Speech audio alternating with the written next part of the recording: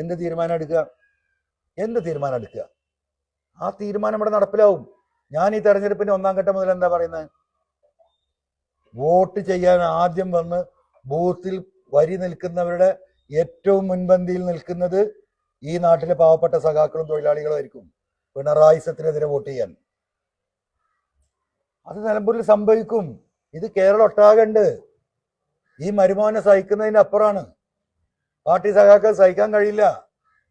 ഈ കുടുംബാധിപത്യവും SFIയും ആർക്കാ അറിയാത്തത്? വീടെ പൈസ വാങ്ങിയത് ഈ പറഞ്ഞ മാതിരി കൈക്കൂലിയാണെന്ന് ആർക്കാ അറിയാത്തത്?